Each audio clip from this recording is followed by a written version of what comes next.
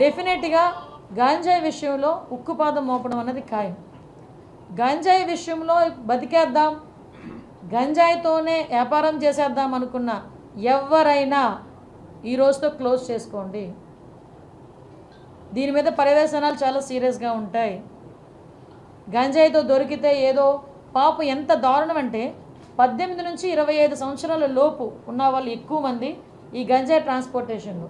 వాళ్ళు చెప్తూ ఉంటే బాధ అనిపిస్తుంది. ఒకరోజు నేను అక్కడ కూడా ఒకసారి సెంట్రల్ జైలు కూడా ఒకసారి వెళ్ళి చూస్తాను ఒకసారి వెళ్ళి. అక్కడ కడుపుతో ఉన్నవాళ్ళు ప్రెగ్నెంట్ లేడీస్, చిన్న చిన్న పిల్లలు, వాళ్ళందరూ కూడా ఈరోజు 1200 మంది జైల్లో ఉన్నారంటే ఏంటి దాని పరిస్థితి ఏంటి అంటే ఇన్ని సంవత్సరాలు, ఈ 5 సంవత్సరాలు విశాఖపట్నాన్ని రాజధాని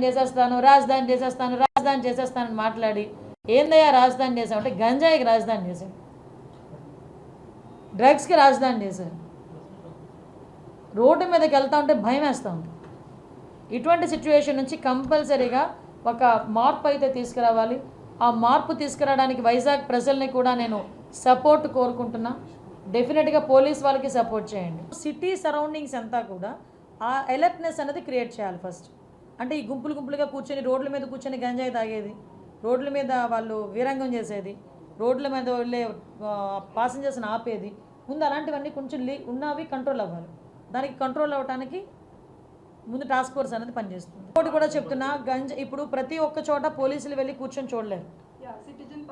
నేను అది సిటిజన్ పార్టిసిపేషన్కి కూడా నేను ఇంకొకటి కూడా మేము మాట్లాడుకున్నాం. ఎవరైతే గంజాయి విషయంలో ఇన్ఫర్మేషన్ ఇస్తారో వాళ్ళకి ప్రైజ్ మనీస్ కూడా మేము ప్రకటించడానికి కూడా సిద్ధం.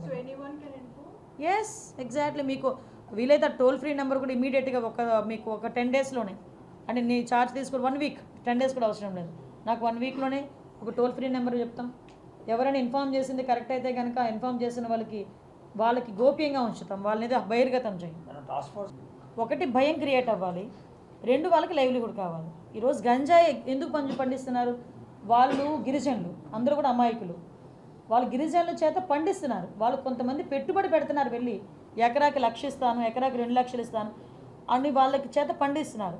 ఆ తాలూకా దాని రెస్పాన్సిబిలిటీ అంతా పాపం ఆ గిరిజనులు భరిస్తున్నారు. రేపు పొద్దున్న ఎవరైతే పెట్టుబడి పెట్టాడో వాడు దొరకడు. మనకు ఎవడు దొరుకుతాడో, అక్కడ ఎవడైతే పండిస్తున్నాడో వాడు దొరుకుతాడు పోలీసులు వెళ్తే. సో అటువంటి సిచ్యువేషన్స్లో వాళ్ళకి మనం కొంచెం మోటివేట్ చేయాలి, అవేర్నెస్ క్రియేట్ చేయాలి. అవేర్నెస్ క్రియేట్ చేసి ఆటోమేటిక్గా ఇప్పుడు ఏదైతే కొంత మేరకు ఈ టర్మరిక్ అని, జింజర్ అని, నేను అదే అడిగాను, వాట్ అబౌట్ కాఫీ ప్లాంటేషన్ అన్నా.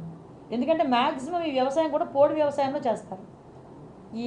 ఈ వాల్స్ మనకి కొండ హిల్స్కి సంబంధించిన స్లోప్స్లోనే జరుగుతుంది ఎక్కువ. ఈ స్టెప్ బై స్టెప్ అది పోడు వ్యవసాయం అంటారు.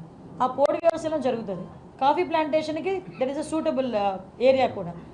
యాజ్ టాప్ 3 ప్రయారిటీస్ అయితే ఫస్ట్ థింగ్ గంజాయి డ్రగ్స్, కంట్రోల్ ఆఫ్ గంజాయి and drugs. Second thing is protection of women. Third కూడా ఏంటంటే భూములు కబ్జాలు కాకూడదు.